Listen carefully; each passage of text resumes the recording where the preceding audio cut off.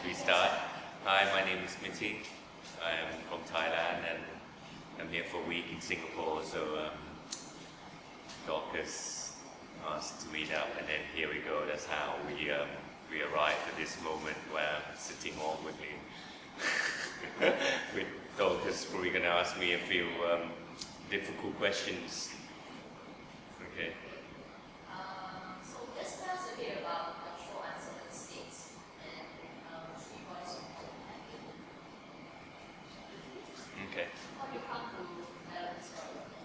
So this project was done between 2010 to 11, and it was kind of right after the time I came back from England. I used to study there for over 10, 15 years. So to me, being back in Thailand is almost like in a sense I'm kind of a foreigner in my own country, even though I look kind of Thai or something. So in a way, with all this work, it's sort of my personal experience or reaction to the kind of just the everyday things that happen around me. And so let me talk first about the flood work that you can see in the background here. So I actually started this. A lot of my project actually started without a concrete concept, as some might say. So this project actually kind of started from me working as more as a photojournalist for the Hmong newspaper. But then obviously when you work for a commercial client, I'm sure you know that of course you end up having to produce some kind of work that aesthetically kind of linked to the things they want. Of course, even if you don't think about it, deep down you're doing it to please your client, basically. So and also the media in Thailand, it's been very much quite a one-sided perspective on like how in Thailand everyone is so kind and we love each other, we help each other so much. But what I found from my own experience and through friends or people in the office is everyone is there's a lot of fear going on, like because the background is this was one of the biggest flood within the last 20 years that ever hit Bangkok. So the last major flood that kind of flooded the city was ages ago. Was actually when it was like 1 year old, so before I could remember it, and before a lot of my generation could. And so, but as a government, we're very much giving kind of, I'm sure they don't know much either. It's all confusion, probably a bit like the Malaysian airline incident now, so people fleeing the city or. Yeah, well, they went up north to Chiang Mai or to Phuket, Pattaya or somewhere, and then they actually bought all the stuff from like Tesco supermarket, and the local really hate the city people. But yeah, anyway, there's a lot of fear on that part. Because I mean, you hear some people, like their parents didn't want to leave the house, and then the next day, the whole area was flooded, So that was a part of just a very simple reaction of how can I record this kind of fear as a person who used camera or photography as my medium. And at first what I thought of doing was to shoot a stranger while they were sleeping. Because I think if I'm shooting my family, maybe it might not have the same effect visually. But taking that into consideration, having not knowing how long the flood is going to take, and to have a kind of willing participant to actually, letting me into their house to shoot them randomly in their bedrooms at 1 or 2 a.m. is probably, a bit far-fetched. So, I was kind of, I was kind of still thinking about that, and then I was walking around late at night in one of the area, and I happened to have my tripod with me. So I did this long exposure. There was this big junction in Bangkok, and there's like sculptures of rabbits, deers, these images, and they're almost kind of feeling like they're kind of drowning in a sense. And from that image, when I got back home to look at it on my computer, I could really see, this is the landscape itself for the daytime. You see like jet ski and birds, and, all sort of and at night it's turned into a totally different characters.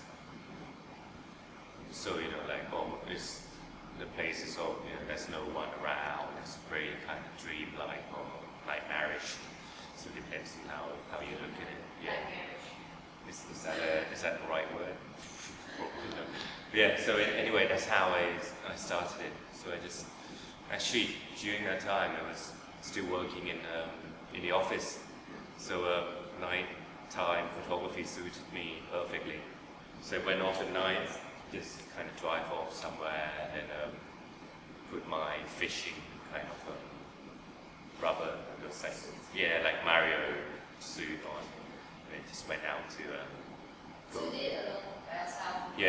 But some of the place I took some willing friends around, so just sort of just went there without expecting anything much. Do you see this body of work as something that's more documented, or you actually had it like your own interpretation of it, your own? Well, I guess in a sense, all photographies are a process of documenting, and but obviously I see myself as more of a documentary photographer. But I mean, right now I guess it's a good time for people who do documentary in general, because the language of photography itself is so open now. Like when you're in London, I'm sure. If you go to a fine art photography show, sometimes it's even more kind of documentary orientated than the photojournalism or documentary course. So it's all kind of mashed up in grey area now. So you are somewhat like a photojournalist. So I guess I would call myself more as a photographer who work in the documentary field. So you say you spent close to like 15 years, 19 years in the UK, and when you came back, how has your perception changed about your country? And you live now in Thailand, based in Thailand for a few years, what do you feel is your role as a photographer in Thailand? Well, actually, having lived in Thailand for now, I think nearly 3 years now, the more I realize, the more foreign I am in my own country. As just looking through the normal layers of kind of the normal interaction of people smiling, and going past that, there's much more layers of how people actually met and how they interact. And in that sense, it's almost I'm feeling more detached from my own country. But in a way, maybe that's a good thing as a photographer, because I hope I still have that fresh perspective about my country, rather than being really kind of feeling like I'm really tired. Maybe I might miss things because I see it every day. So for me, a lot of things are still quite fresh. So for example, like the politics work, they're really just work that found from image on the street of the political posters, or found images on the internet. So something that's really quite mundane, but most Thai people might not have found the real interest in that. But actually, I think those kind of work has grown almost organically by myself. I mean, that's the toxic value, which is the Photoshop images of, they were wondering where the exile, prime minister was. And then there's a political kind of poster of the two main opposition parties. And you can sort of see that there's a lot of idealization kind of process going on. And people really, this is more about emotion rather than looking at the kind of wide kind of social or political reason.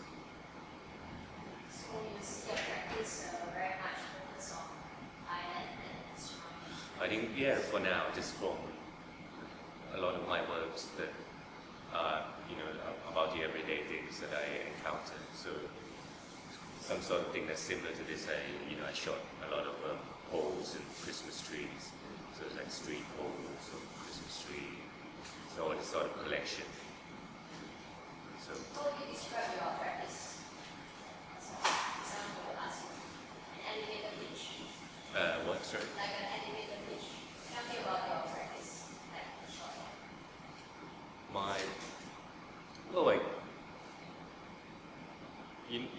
In a way, because I'm not well known or famous yet, in a way that's a good thing, because I guess it leaves me spaces to explore, a lot of more possibility in how I want to kind of shoot my work, or because I'm sure if you're more kind of the more established guys, it might be more risk for them to do something kind of different to what people kind of expect of them to be. So in that sense, I still view myself as someone just kind of starting out.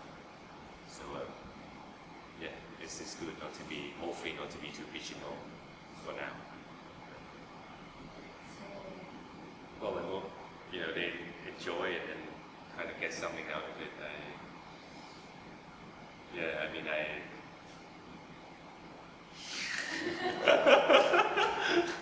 Yeah. Sorry. Maybe you tell us how you got to know Thailand brand, etc. Well, I first showed my work at SIPF in 2008. So, 2008. I think it's 2008, right? Yeah, 2008. No, 2012. Yeah, 2012. That was when I first showed my work. And which project was that? That was the flood work. Yeah. So that's how I got to know when I guess she sees some of my work, and yeah. And you've been to Singapore like a couple of times. Yeah, it's weird. How do you find the arts in Singapore? Well, I don't know many people yet, but I mean, what I could comment is production-wise, and the work ethics here is much more precise in Bangkok. So you can get things done fast here, I suppose. But the art scene itself, I don't think I could comment on yet, because usually when I come here, it's only for a few days, and then just go back to Bangkok. So I'm still kind of exploring my way around. Can you tell us a little bit about your project or something? Well, just before I came here, I just finished the Politics Volume 4. It's a short name. It was Bangkok Beauties. So it's all about teenage boys and girls showing themselves on through their cell phone portrait or selfies. But I think you have to look at it to see that it's in a way it's more about social kind of affirmation rather than the politics sort of became sidelined in this work. And I'm also shooting kind of leftover green spaces that's kind of it's temporary there in Bangkok. I've been shooting that around Jan and Feb, but still haven't edited it yet. But kind of work in progress. Well, I never had an art background. I mean, I did art for my A levels. Did you call it A levels in Singapore? Yeah. So I did like art for my A levels, but I wasn't really kind of allowed to go to an art school for my BA. So I did more of a sociology course. So it's more of a kind of writing course. But you know, I did all sort of things. I worked in office, you know, everything, all kind of work basically. And my parents probably just realized that I'm not so good, so good at it. So yeah, I mean, I kind of got back to London to study photography. So for my MA. So that's, but in a way also, when I was young, I really loved collecting stamps. I don't know if that has anything to do with it. And for me, you know, like photography, making photography books, it's in a way, it's kind of, it's still in that kind of same sense of mentality of collecting. Yeah, it's really quite like. Yeah, I forgot to mention, it's a lot of my project first, it goes out with photo books first. Yeah. So like with the layout and you know, the way I sequence my work. Yeah. But I tended to do the whole concept myself, but obviously I get the, you know, proper graphic designer to tidy it up, and was yeah, I rather give someone who's really professional in it to help out, because of course I'm not good at everything, but at least hopefully I have some friends who can help me. You know, yeah. So it's just nice collaborating. So.